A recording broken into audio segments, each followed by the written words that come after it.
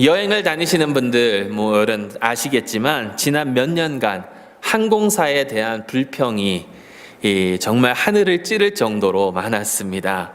다 기억하시겠지만 다어 의사가 그 유나이티드 그 비행기에서 질질 끌려서 끌려 나왔을 때부터 시작해서 승객들이 얻는 그런 불편들, 또 애완동물이 그 항공 중에 죽임을 당하거나 아니면 지구 다른 편에 가 있거나 하는 그러한 사건들. 얼마 전에는 선교팀이 직원의 실수로 말미암아, 중고등부 선교팀인데요, 직원의 실수로 말미암아 탑승 수속이 너무 늦어지게 되고 그 게이트 앞에 도착했는데 비행기는 아직 있었거든요. 문은 닫혔지만 비행기가 있었는데 태워주지 않아서 어마어마한 경비를 들여서 다음 날 비행기를 타고 가야 되는 그러한 일들도 있었습니다. 이런 일이 있을 때마다 사람들은 요즘에 하는 것이 있습니다. 바로 자기 SNS에다 올린다라는 겁니다. 페이스북에 올리거나 트위터에 올리거나 이렇게 올리게 되고 많은 사람들이 그것을 보고 항공사를 지적합니다. 항공사가 이래서 잘못됐고 저래서 잘못됐고 더 이상 그 비행기를 타면 인권을 보장받을 수 없다는 등등 항공사를 지적하면서 나아가는데, 며칠 전에 그 반대되는 사건이 하나 터졌습니다. 호주에서 어느 여인이 퀀타스 항공사가 자기를 무시했다는 그 이유로 자기의 그 SNS에 글을 올렸습니다. 그 이유는 자기는 박사학위를 받은 사람인데 닥터 아무개라고 하지 않고 미스 아무개라고 했다고 해서 화가 나서 막 직원에게 항의를 하고 그러다가 글을 올린 거죠. 8년 동안 공부하면서 고생하면서 박사학위를 받았는데 왜 내가 그냥 미스냐라고 하면서 항공사 직원에게 따졌다라고 합니다. 이 말을 딱 듣고 사람들은 항공사 편을 들어줬습니다. 어떤 시사지는 퀀타스 항공사가 사람은 직책이나 타이틀이 중요한 것이 아니라 서로를 어떻게 대하고 어떻게 행동하느냐가 중요한 것을 모두에게 보여주는, 모두에게 가르쳐주는 그러한 사건이 되었다라고 말하기도 했습니다. 여러분, 이 사건을 보면서 몇 년 전 대한항공의 땅콩 회항 사건, 아니면 조금 더 오래되기는 했지만 수년 전 텍사스의 어느 대형 교회 사모가 1등석에서 난리를 쳤던 그런 일들이 떠오르더라고요. 이러한 상황을 정리하는, 그래서 영어권에서 설교를 하려고 하는데 영어는 아무리 생각을 해도 단어가 생각이 안 나는데 한국말로는 이런 상황을 딱 정리하는 한 가지 단어가 딱 떠오릅니다. 갑질. 여러분, 사람들은 갑질하는 사람들을 싫어합니다. 돈이 있다고 해서, 지위가 있다고 해서 그것을 가지고 남을 함부로 대하고 사람 대우를 안 해주고 업신여기고 심지어 사람을 물건 취급하고, 남이 나를 섬겨주면, 잘 대해주면 그것을 너무나도 당연하게 생각을 하고, 그러다가 나에게 조금이라도 소홀해주면 그 사람을 욕하고 비난하고, 이러한 갑질 이야기들을 들으면 사람들은 분노하게 되어 있습니다. 근데 여러분, 문제는 우리가 우리 자신을 되돌아보면 우리도 이러한 갑질을 하면서 살아갈 때가 많다라는 겁니다. 여러분, 우리가 얼마나 남을 차별하고 무시하고 남을 나의 욕심을 채우는 도구로 사용하면서 살아가고 있습니까? 내게 이득이 되는 것이 있는 사람에게는 잘하고 나에게 도움이 되지 않겠다라는 사람은 깔보고 비웃고 그 사람들을 오히려 착취하고, 이러한 것들이 우리의 그 죄의 모습이다라는 겁니다. 어제 그 한국 교회에서 중고등부를 섬기고 있는 흑인 전도사님한테서 전화가 왔습니다. 덴버 신학교에서 이제 공부를 하고 있는데 문화와 리더십이라는 그 과제 때문에 한국 문화, 한국에 대해서 물어보고 싶은 것이 있다고 전화가 왔습니다. 그래서 한국 문화에 대해서 여러 가지를 나눴는데, 여러분, 한국 문화는 아무리 기독교인이라 하더라도 유교 사상이 중심 잡고 있는 그러한 문화입니다. 그 유교 사상의 중심을 잡고 있으니까 거기서 중요한 것 중 하나가 나이죠. 나이. 한국 사회는 나이 때문에 서로 차별하는 그러한 사회입니다. 여러분, 한국말에는 특히 나이가 어린 사람한테 그들을 차별하면서 하는 말이 있죠. 머리에 피도 안 마른 것이. 여러분, 머리에 피가 마르면 죽습니다. 근데 나이뿐만이 아니라 성별차별도 있습니다. 아까 소개했던 자기를 닥터라고 하지 않고 미스라고 해서 화가 났던 그 여인이 자기가 SNS 상황에서 많은 비판을 받으니까 다른 글을 올렸습니다. 내가 이렇게 한 것은 이 사회가 얼마나 성별차별을 하는지 보여주려고 한 것이라고. 자기가 만약에 남자였으면 그 승무원이 나에게 닥터라고 했지 미스터라고 하지 않았을 거라고. 여러분, 어쩌면 그 말이 맞을 수도 있습니다. 성별차별은 아직도 있는 세상이니까요. 그렇지만 미스라고 불렸다고 해서 승무원을 욕하고 난리를 치는 것으로 그는 모든 신용을 잃었다라는 것이죠. 그렇지만 이 세상에 성별차별이 있는 것은 우리가 분명히 인정해야 하는 그러한 부분입니다. 인종차별, 여러분, 말할 것도 없습니다. 동양인으로서 인종차별을 우리는 받아보기도 했겠지만 또 우리도 얼마나 다른 사람들을 차별하고 있는지. 요즘에 한국에서는 다문화 가정들이 늘어나면서 그 다문화 가정 속에서 자라나는 아이들, 몇몇 유명한 아이들 외에는 얼마나 차별을 받고 자라가는지 모릅니다. 나이, 성별, 인종, 그리고 여러분, 그 외에도 우리는 여러 가지 수단과 방법으로 선을 긋고 남을 차별합니다. 우리가 지난주 보았던 내용도 사실 이러한 차별의 한 수단이었습니다. 무엇이 깨끗하고 무엇이 더러운가? 유대인들은 장로들의 전통을 사용해서 자신들이 더럽다라고 생각하는 사람들을 무시하고 차별하면서 살았다라는 것이죠. 여러분, 이러한 맥락 속에서 오늘 말씀을 한번 살펴보시기 바랍니다. 지난주 바리새인들과 서기관들이 무엇이 사람을 깨끗하게 하고 무엇이 사람을 더럽게 하는지 그것을 예수님과 논쟁을 하고 예수님께서는 그 이후로 두로라는 지방으로 가셨습니다. 여기는 이방 땅입니다. 예수께서는 조용히 시간을 보내시려고 그 두로 땅에 가서 자기가 거기에 온 것을 알리지 않으려고 했지만 사람들은 예수님께서 오신 것을 알았고 스로보니게 여인 하나가 와서 더러운 귀신 들린 어린 딸을 고쳐달라고 예수님께 요청을 하였습니다. 더러운 귀신 들린, 여러분, 무엇이 사람을 깨끗하게 하고 무엇이 더럽게 하는지를 논하는 그런 과정 가운데 그 다음에 나온 것이 이 더러운 귀신 들린 딸. 일단 여러분, 여기서 성경 가운데 제가 아무리 생각을 하고 여러 주석을 살펴보고 그래도 풀리지 않는 그러한 어려운 부분 중 한 부분이 나옵니다. 27절에 예수께서 이르시되 자녀로 먼저 배불리 먹게 할지니 자녀의 떡을 취하여 개들에게 던짐이 마땅치 아니하도다. 예수님께서 이 스로보니게 여인을 그리고 그 딸을 개 취급하셨습니다. 여러분, 이 말을 우리는 어떻게 받아들여야 될까요? 갑질. 유대인으로서 치유할 수 있는 능력이 있으신 그 분으로서 여인을 개 취급하다니, 도대체 이 말씀을 우리는 어떻게 이해해야 하는가? 어떤 사람들은 이렇게 설명을 합니다. 예수님께서 진심으로 그런 게 아니라 약간 비꼬는 그런 말투로 하셨을 것이라고. 그 여인을 진짜 개 취급한 것이 아니라 그렇게 그 시대에 많이 사용되는 말을 사용하면서 그 여인이 어떻게 반응할지 그 여인을 시험하려고 하셨던 것이라고. 그 여인의 믿음이 어느 정도인지 그를 테스트하려고 시험해 보려고 그렇게 한 것이라고. 이렇게 심한 말을 듣고도 이 여인이 과연 예수님께 매달릴지. 여러분, 근데 가만히 생각을 해보십시오. 이것이 단순히 비꼬는 말투일까? 단순히 예수님께서 이 여인을 시험하려고 하는 것일까? 또 다른 사람들은 이 계기를 통해서 예수님께서 더 성장하셨다라고 주장하시는 분들도 있습니다.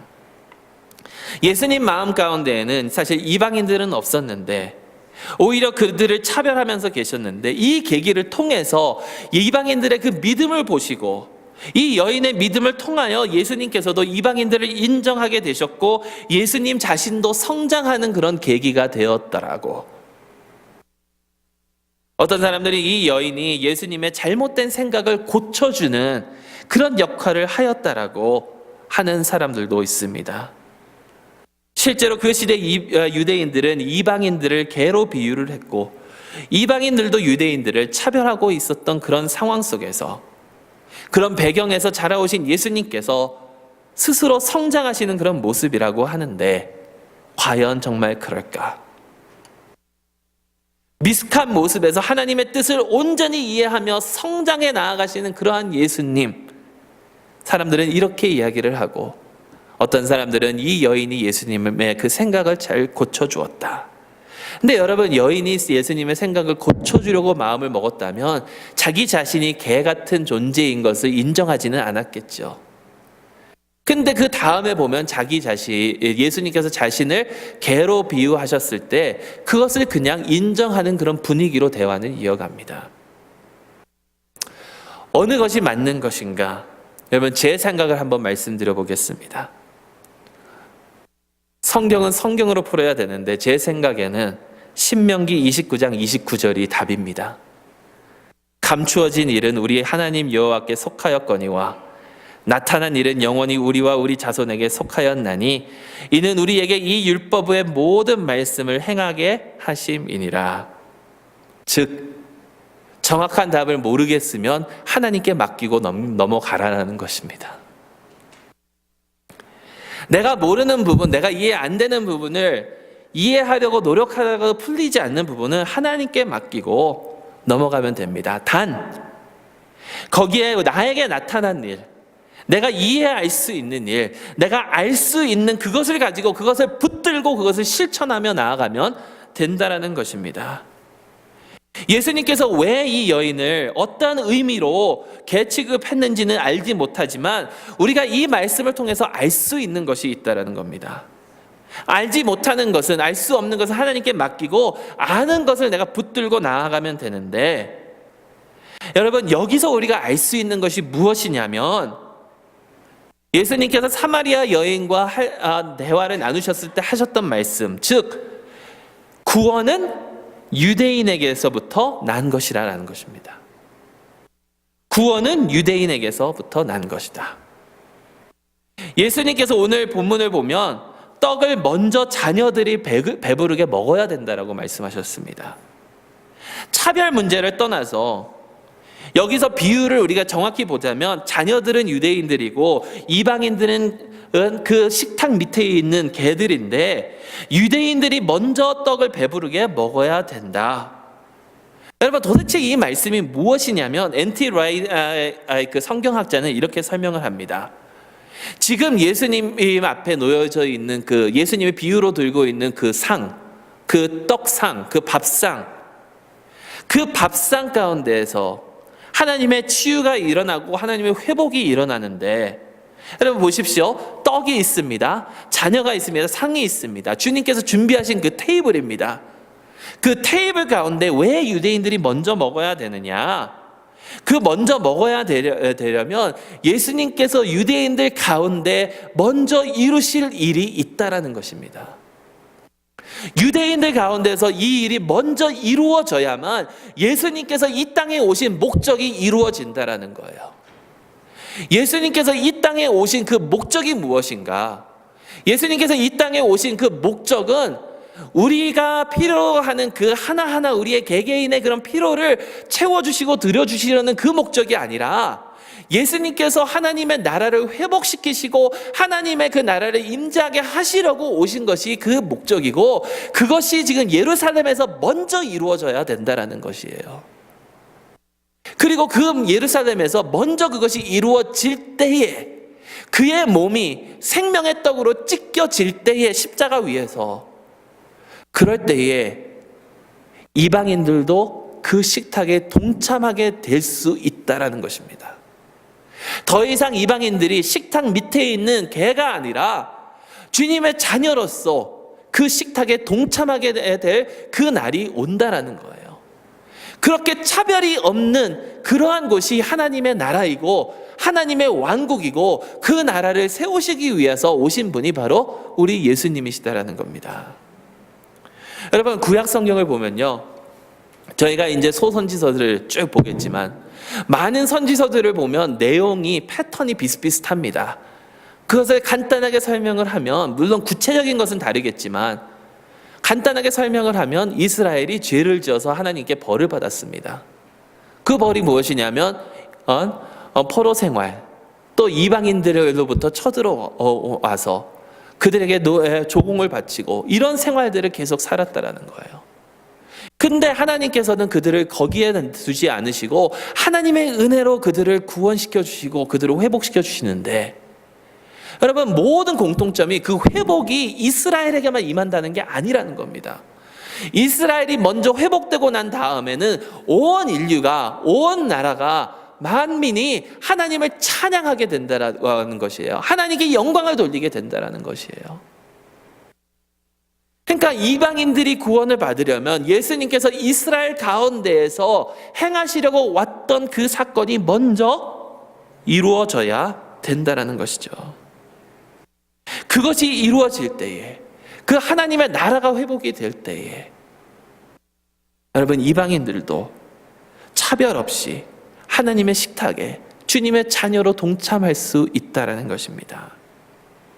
이러한 모습을 보여주기 위해서 오늘 후반부에 나오는 그 내용이 귀 먹은 사람과 또 귀를 먹고 말 더듬는 사람을 예수님께서 고쳐주시잖아요. 보통 때는 예수님께서 이적을 행하실 때 말씀으로 주로 많이 하셨습니다.